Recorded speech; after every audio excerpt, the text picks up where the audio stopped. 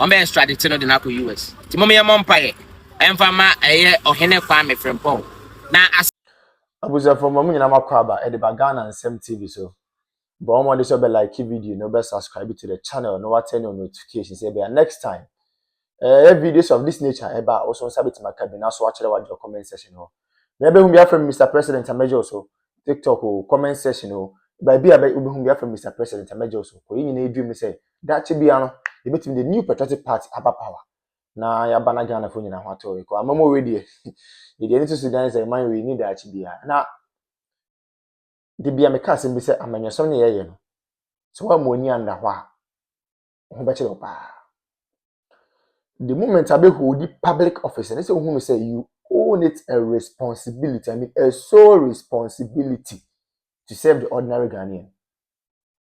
But I think say I do retirement nkofo bebree if you say a public office no more hold it. As a result of that, it is their sole responsibility to impact and improve lives of people. They have forgotten about that.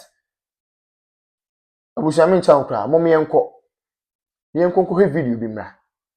The video no we are going to take our time and digest the issues out of the perspective of the ordinary guy, not the perspective of Mr. President here. Women commerce is here. ohene kwa me frempon the independent member of parliament the good people of An0ther entete na ayetetere de anhwe om de beko US enye sa na nanke ye pe no but baby aduru no anhwe ya om be extradited no de na ko US ti mo me mompaye emfa ma eye ohene kwa me frempon na asem America nyina ne say you see Ghana hanom na ayete no say asemba na ye mu bi ye ba ne ye be kirekire mi ye be kan ho asem ya na nkofu di atem ye di kan hu no asem we kan say said you amode na kwa akohyem e wo Amsterdam 1 month nie yen share dan te hwe ye mpanyimfo ntimi mbrifi ye ntimi nya frequent update about ohene kwa me frempon hwe ho ne hu say no ade no ahwe a bebi ekeka kono An0ther obi a wo wanya akwanya se free nipa ba ko Ghana house me akwa free black rasta okwa free black rasta na akwa kaka na den ene de na eko onye ko am frempon de ahwe omde ne be ko US de ye tete ne de en so onya koduru US nso de a Ghana for ma munim omo edo ba koduru US nyina no munim resource eba eye me ya oye Ghana ni oye member of parliament and man for pen asset but baby adene aduru de ise nya me bam me tie biam say aye serious over say enti we pa no wa ba na mu sa koda wo yi a na ni so ne di shad ye say a whole doctor na ni so oni doctor nye enya adwene wo bibia ho a ye di panimu no atem kire wadwen ubetimi a kire wadwen bra wo ni atem na ye nya pani bia ma ne ntia no ye ntime ntwe sa nipa na so enti e be den na foforo so tieti a wono so hwe so no wanye the same thing me busa question wa ha say oh wo kan kire ko kase onko didi onko didi ona bo kene dia akunfa gwaja ayu wo se wo de nya obi a na hye wo na emom wo didi ona bo kene dia akunfa gwaja po na de wo so no ye kan ma wo a wo se nya wo na ahye no ana fa nka je kaje mensuma wo se ko kama sem tie mensuma so se wa anka de ane wo na asma no no why dia silence means what anya consent I don't know why 20 me answer kire wo se aduasa mienu ankire mu se anya wo a antia ni pa no ma na nya ya nya wa ne de beta go na nka why no see bia obi tie so your friend discipline committee did it doctor na ne atem your friend discipline o munyi na nam ho fa party na mu ye ni se ba to tie asema me kan you offer mentin free ona bo kere ye ku gba Japan okay me friend sika o spending your prime minister emu bia mo a de me ma mo anfa anko ebu $100 million ese nkrofo to the man is the businessman it $100 million no kwa no ene e munnim se mo baye saa no mo baye bibia tia no se mo ja ye nanka papa no di 10 million bia for every region be a factory okay any some George mo edi na na do atem ene ye wura Dr. Bawumia ene omunye ministers ebi nye CEOs nti ye beka atrem se ye wura Excellency John Dramani man na satam no okachira omo so omundidi yewura Dr. Bawumia ere na nado atem no obo be mo ministers eni CEO ana yebusa mo eti atem didie no omudidi ye no enne esofa so no omudie boni be kwa na MPP ni bia koya makoche na oni Dr. Bawumia kotwa picture mo ka kire se yewura Dr. Bawumia ene ka kire se onkoye sa de ne boni ben obia no akodi boni amakoche na oni Dr. Bawumia kotwa picture obia ni ho obia nye boni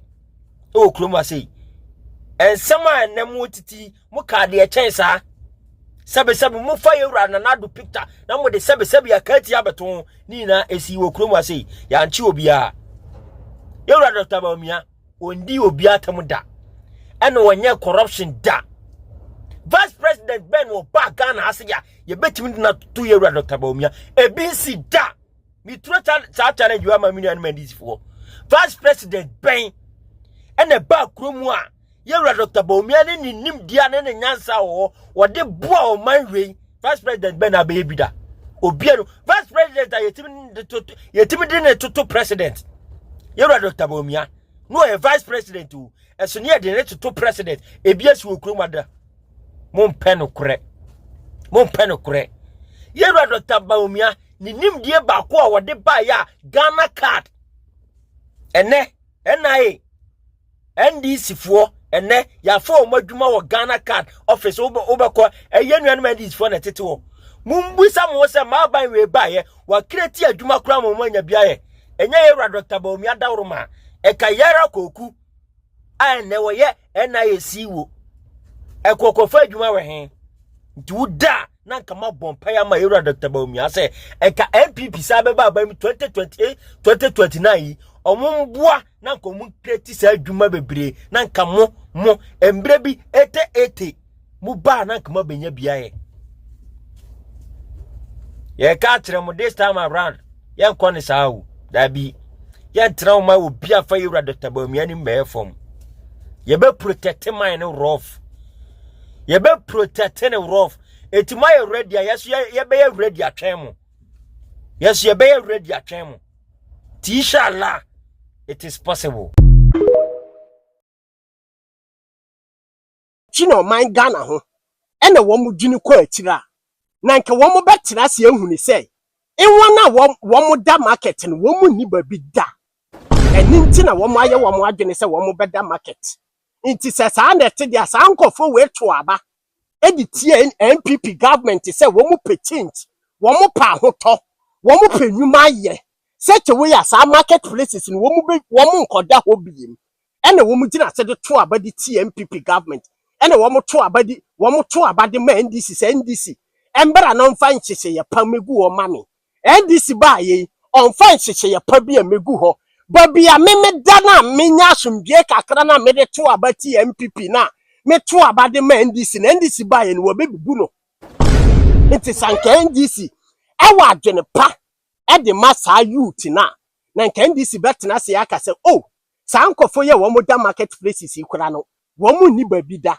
nti me se sa wo mo da na ehemfa na wo mo ye de na ehemfa na wo mo beda nti se sa na te dia ma menye fast na mempe dan ba aku bi a mesi edi asi ho edi ama wona wo mo da marketplaces no set we ya me ikoko bubu wo mo a na me ikoma wo mo solution mi bubu no na me ma wo mo solution na me ka kira say mi bubu me NDC government me bubu wo dan no because mercy edan bi wo ha na kona eden kona tenam na ye ne nkakra na eden nya sika na fa kwa rent because market no yensi market ni se wo mum na medam yensi market ni se wo fa nton ade be na me se wo ni ba bi danti na wo yusu a wo da ho eni nti na me NDC government me dwene ho no mercy dan di asi wo nti me ba be ka tro say free market na wo dam ni free na kona da ha because baby awoda ne kora no automatically enye save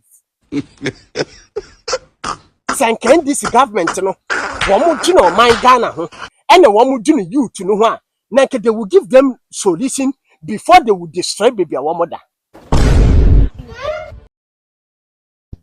say wo koto anoma buo ho a wo bubu anoma buo na anoma ne be de na wada obe chinchin Inti wona wo mu ni sika wo mo de be rent dan na wo mo abobo kiosk o market wona wo mo da ho no automatically no wa ma wo mo ebia ma wo mo anda na bubu na wo bubu no automatically wo ka kire wo mo say wo mo nko ne number sabasa ta na e pa kire because obi biala ogini obi biala ho no obeji no hu ni say me say ade yi me ni ni amede be ma je na da no si mu de bia ye ka ho asem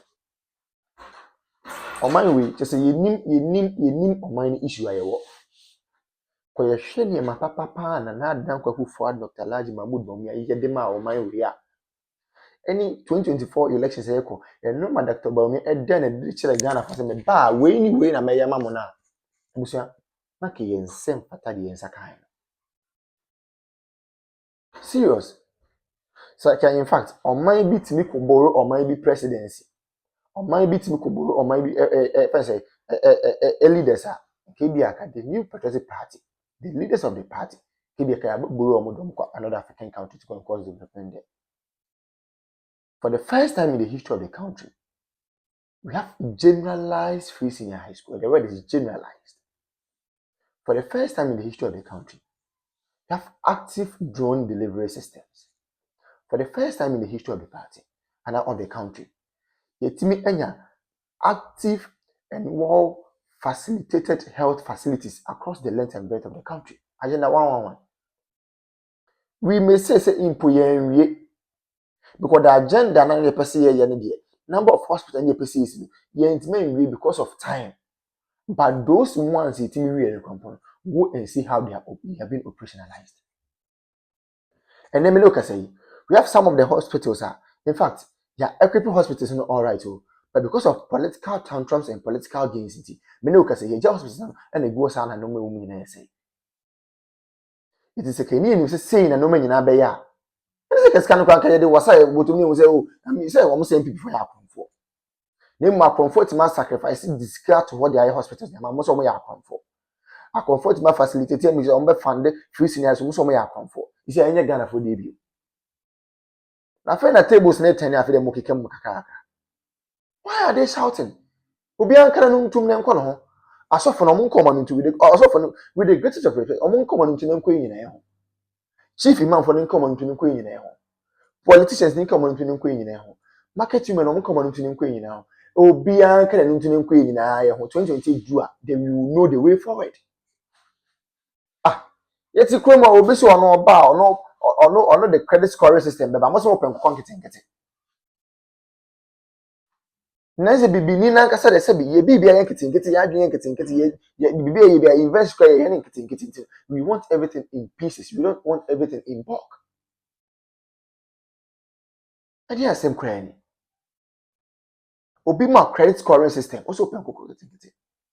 Obi introduce electric or electronic bus systems, most of them konketenkete.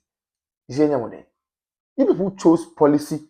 You people chose music over policy. Then you tell me you papa, and I feel I'm going to watch them. Me na wo ne wo sia chem se bi me na me ko ka che Ibrahim Dramani ma say o mema was come to butu one. Ye wa ha. Digitalization ye start say ye mo se da bi. Digitalization en to kinki. Nti mo pe kinki sika. Nti amamu papa na ba o mo ma mo kinki amamu a ade da mo kam. Ye wo ko mo ya. E dey Ibrahim Dramani ma ma ko gina efese enkanfo mu gafo ka chom say oh gafo dey oh na mo dey onye kinki na mo hia digitalization bia. And I got for so okay, but to abana ma boom boom boom boom. Mo to abama kenke government it's me. Say dey ko ye kra dey menu now to me hu letter bi a yoko for tro ye eba council of state member voter region. Na me say fiam hey Remona Chapa ya hype ni say we ye can say Israel train. But the issue is true. Okwa ni letter now was say council of state member no wo ye former staff Emanam one, which is never true. Onya Juma or da. And Onya Juma or da. Amanam one for the first time. Nam one I post. Oh yes, Nam one I post. Yeah, no catch you. Say, oh, the bois. Or sister,